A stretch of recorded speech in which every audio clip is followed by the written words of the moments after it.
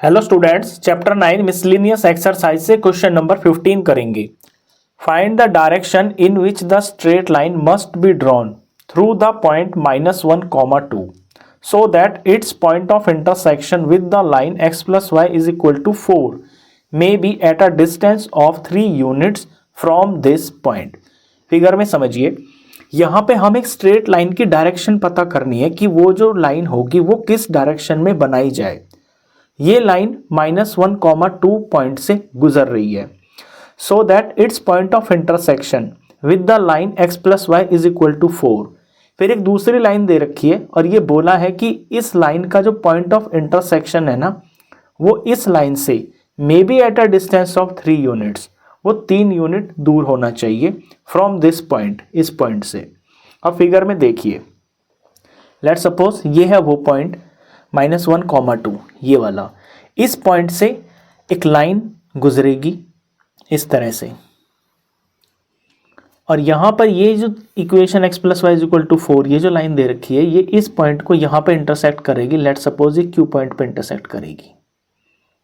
अब ये जो PQ लाइन है ना, इसी की डायरेक्शन हमने बतानी है, और ये बोला है कि इस पॉइंट का और इस इंटरसेक्शन पॉइंट के बीच का जो डिस्टेंस है ना, ये 3 यूनिट्स है। अब ये लाइन मैंने तो इस तरह से बनाई है क्वेश्चन समझाने के लिए। ये लाइन ऐसे भी हो सकती है, ऐसे भी हो सकती है, मतलब ये किसी भी तरह से हो सकती है। हमें इसकी डायरेक्शन अभी नहीं है पता, तो इसकी डायरेक्शन पता करने के लिए हमें पहले इसकी इक्वेशन पता होना ज़रूरी है। यानी सबसे पहले हमें इक्वेशन पता चलेगी, उसके बाद ही हम इसकी डायरेक्शन पता कर पाएंगे। अब इसकी इक्वेशन के लिए हम काम करते हैं। तो ये जो पी क्यू लाइन है, इसमें मेरे को ये P पॉइंट के कोऑर्डिनेट्स दे रखे हैं, और बीच में ये जो डिस्टेंस दे रखा है, ये ध्यान देना, ये परपेंडिकुलर डिस्टेंस नहीं है, ये सिर्फ P और Q के बीच का डिस्टेंस है। तो अगर मेरे को यहाँ Q पॉइंट के कोऑर्डिनेट्स पता चल जाए तो फिर मैं 2 पॉइंट फॉर्म लगा के ना इस लाइन की इक्वेशन फाइंड कर सकता हूँ। अब Q पॉइंट के मैं कोऑर्डिनेट्स यहाँ किस तरह से फाइंड कर सकता हूँ, वो मैं कर सकता हूँ जैसे मैंने लास्ट क्वेश्चन किया था ना, क्वेश्चन नंबर 14, ये बिल्कुल उसी के तरह का क्वेश्चन है। यहाँ पे हम डिस्टेंस बिटवीन 2 पॉइंट्स का फॉर्मूला लगाएंगे जो कोऑर्डिनेट ज्योमेट्री में हम यूज करते हैं। उसके लिए ये Q के कोऑर्डिनेट्स को मैं लेट सपोज कुछ मान लेता हूँ A, B। अब P और Q के बीच का डिस्टेंस फाइंड करते हैं। पहले फॉर्मूला लिखते हैं, P Q is equal to under root में x2 माइनस x1 का होल स्क्वायर प्लस में y2 माइनस y1 का होल स्क्वायर। यहाँ पे P के कोऑर्डिनेट्स है -1, 2 और Q के कोऑर्डिनेट्स मैंने मान लिए हैं A, B।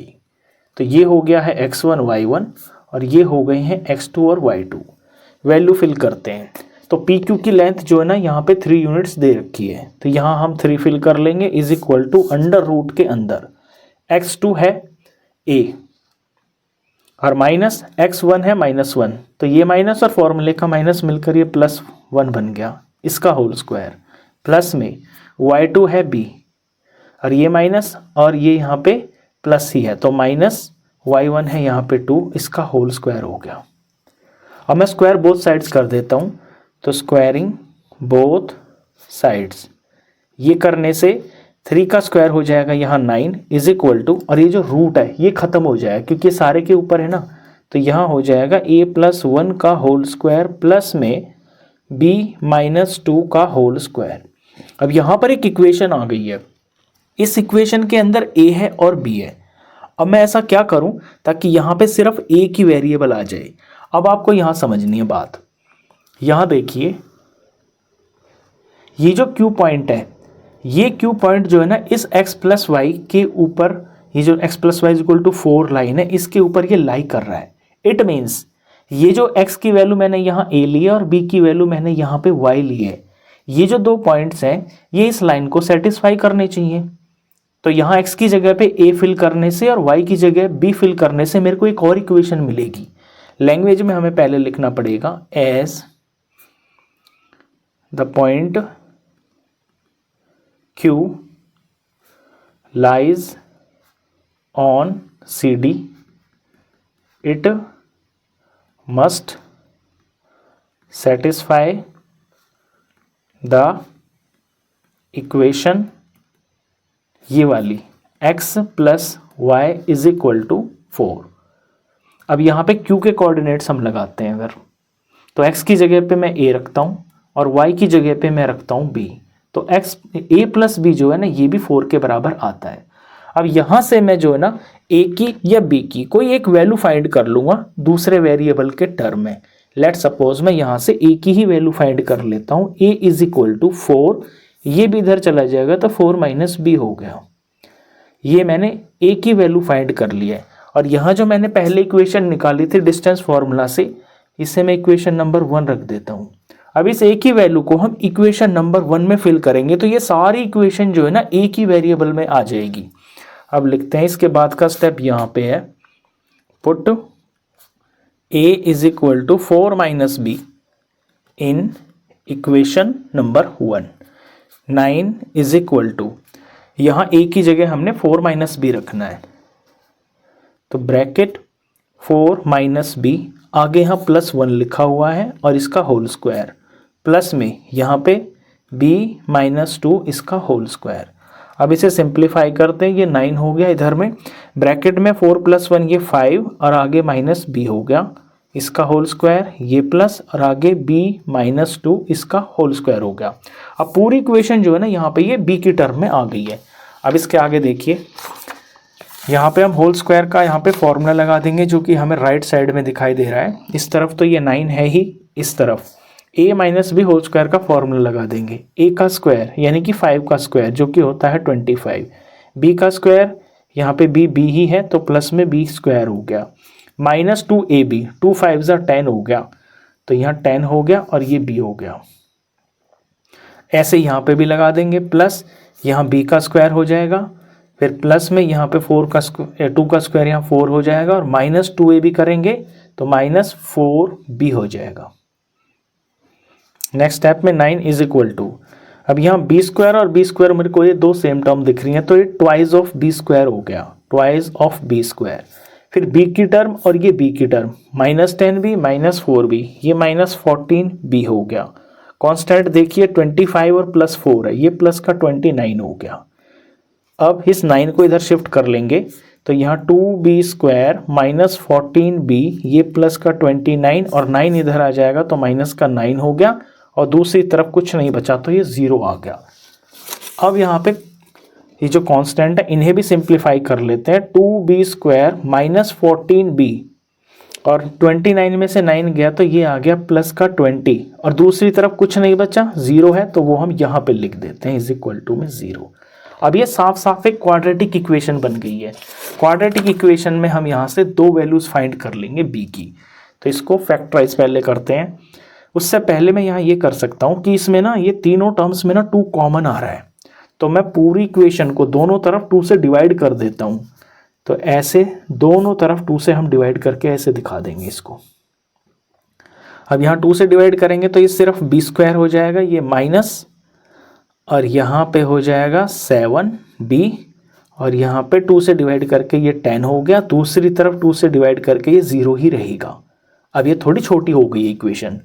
अब यहाँ b स्क्वायर का कोफिशिएंट तो है 1 और इनटू में ये 10 लिखा हुआ है, 10 1 10 हो गया। 10 के मेरे को 2 फैक्टर्स ऐसे चाहिए जो माइनस 7 आ जाए जिनका सम, तो 2 और 5 से करेंगे 1, 2 और 5 तो माइनस 2 और माइनस 5 इनका प्रोडक्ट 10 आ जाता है और माइनस 2 और माइनस 5 ये मिलकर माइनस 7 हो जाता है। स्प्लिटिंग मिडिल टर्म कर रहे हैं हम, वो आपको आता होगा।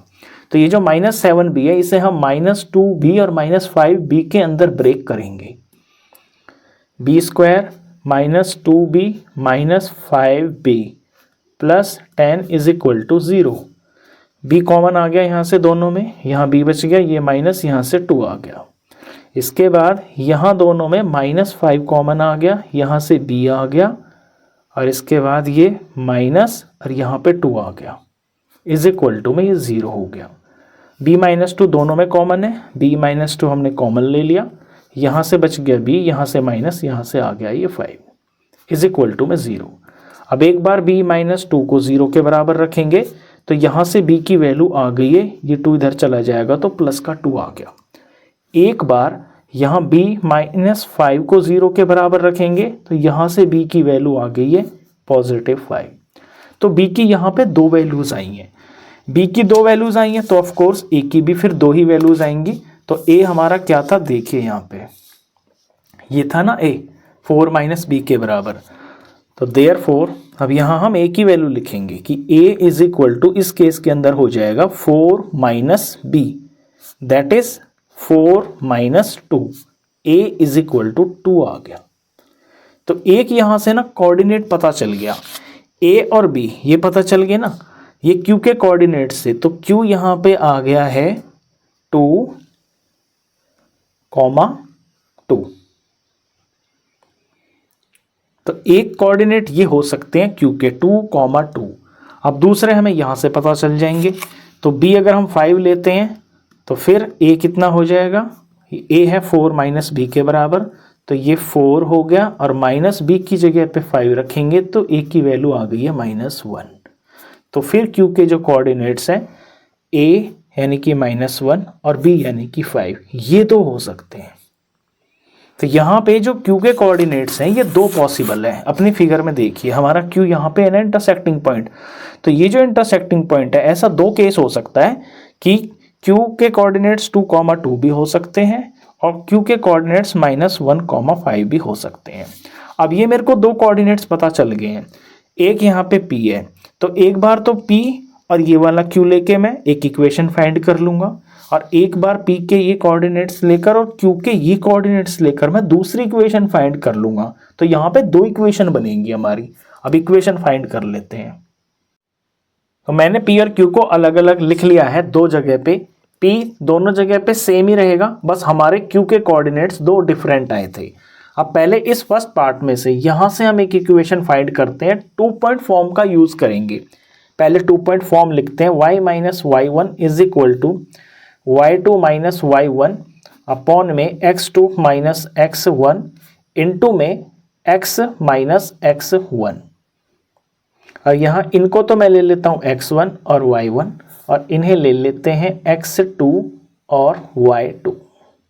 वैल्यू फिल करते हैं, y माइनस y1 है 2, तो माइनस का 2 हो गया is equal to y2 minus y1, ये है ऊपर 5 और y1 है 2 माइनस 2, x2 माइनस x1 यानी -1 और -1, ये माइनस और ये माइनस मिलके प्लस हो गया, प्लस का 1 हो गया और इनटू में x माइनस x1 है -1, तो माइनस इसका और ये माइनस मिलके यहाँ पे +1 हो गया।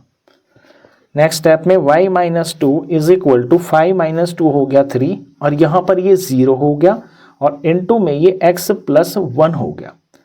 अब यहाँ आके आपको ना एक चीज़ ध्यान देनी है कि जब किसी नंबर के नीचे 0 से डिवाइड करते हैं ना, तो वो कभी 0 के बराबर नहीं होता है। ये चीज़ 0 के बराबर नहीं होती है, ये चीज़ बराबर होती है नॉट डिफाइंड के। तो आप यहाँ पे इसको 0 नहीं मान सकते। कभी ऐसा समझो कि ये 0 हो गया, 0 इंटू समथिंग, ये सारा 0 हो गया, ये नहीं होगा यहाँ पे। यहाँ आपने क्रॉस मल्टीप्लाई ही करना पड़ेगा। y माइनस 2 को तो 0 से करोगे और 1 को करोगे इससे, तो y माइनस 2 इंटू में 0, इस तरफ ये 0 हो गया इज इक्वल टू यहाँ 3 इंटू एक्स, ये 3x हो गया और 3 1 ज़र प्लस का ये 3 हो गया। अब 3x plus 3 is equal to 0 है, तो ये 3x मैंने यहाँ पे रख लिया इज इक्वल टू में ये -3 इधर चला गया। अब x की वैल्यू यहाँ से फाइंड करेंगे हम, तो ये -3 अपॉन में ये 3 नीचे आ गया, तो x इज इक्वल टू ये -1 आ गया। यहाँ से ये इक्वेशन आ रही है सिर्फ x की टर्म में, और करके हम लिखेंगे कि x इज इक्वल टू -1। अब जब कोई equation x is equal to some constant a के होती है, तो आपको पता है कि वो किस तरह से ग्राफ पे दिखती है। ये देखिए जैसे ये ग्राफ है, यहाँ x इज इक्वल टू -1, तो -1 जो है यहाँ पे होगा x का, यानी ये जो लाइन है ये ऐसे पास हो रही है, इसमें y तो कुछ है ही नहीं, यानी ये जो लाइन है ये y एक्सिस के पैरेलल है। तो इस इक्वेशन से हमें पता चल गया है कि ये जो लाइन है ये y एक्सिस के पैरेलल है। ठीक है, यहाँ तक तो ये बात सही है। अब हम दूसरा पार्ट देखते हैं। दूसरे पार्ट में हमारे पास P और Q ये लिखे हुए हैं, 2 पॉइंट फॉर्म का हम यहाँ यूज़ करेंगे। तो 1 minus y1 is equal to y2 minus y1 upon में x2 माइनस x1 और इनटू में x माइनस x1। इसे मैं ले लेता हूँ x1 और y1 और इन्हें ले लेते हैं x2 और y2। वैल्यू फिल करते हैं, y माइनस y1 यहाँ पे है 2 is equal to y2 2, y1 2, 2 minus 2 upon में x2 जो कि है 2 और माइनस x1 ये है माइनस 1, तो ये माइनस और ये माइनस मिलके प्लस हो गया, प्लस का 1 हो गया। और इनटू में x माइनस x1 ये माइनस और ये माइनस मिलके प्लस हो गया, तो ये x प्लस 1 हो गया।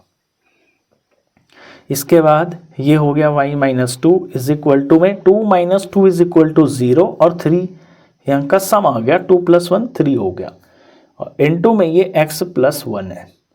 अब आप यहाँ फिर से देखिए, यहाँ इस केस में 0 ऊपर है, अगर 0 के नीचे कोई ऐसे नंबर है 0 डिवाइडेड बाय 3 तो फिर ये 0 होता है। अब इस केस में हम यहाँ सारे को 0 मान सकते हैं, तो y minus 2 is equal to ये सारा 0 हो गया, एक बार लिख ही देता हूँ 0 इंटू में x प्लस 1, तो y minus 2 is equal to ये सब 0 हो गया, यहाँ से y की वैल्यू आ गई है 2, तो ये इक्वेशन आ गई है दूसरी वाली y इज इक्वल टू 2। और आपको पता है कि जब y is equal to some constant होता है जैसे कि b हो गया, तो ये जो लाइन होती है ग्राफ पे इस तरह से दिखती है, ये है y एक्सिस, y का पॉजिटिव 2 यहाँ पे होगा, तो लाइन यहाँ से पास हो रही है, x का तो इसमें कुछ लेना देना है नहीं। इट मीन्स जब y से गुजर रही है तो ये जो लाइन है ये x एक्सिस के पैरेलल होगी। तो यहाँ से हमें पता चला कि लाइन x एक्सिस के पैरेलल है। पहली वाली इक्वेशन से हमें पता चला कि लाइन जो है y एक्सिस के पैरेलल है, तो हमारा फाइनल आंसर यही होगा कि ये जो लाइन है ना या तो x एक्सिस के पैरेलल होगी या फिर ये y एक्सिस के पैरेलल होगी। तो फाइनल आंसर हम इस तरह से लिखेंगे, answer this line is parallel to x axis और y एक्सिस। या तो ये लाइन x एक्सिस के पैरेलल होगी या फिर y एक्सिस के पैरेलल होगी, तो ये लाइन की डायरेक्शन होगी, इस डायरेक्शन में ये लाइन जाएगी। ये इसका आंसर हो गया, क्वेश्चन खत्म।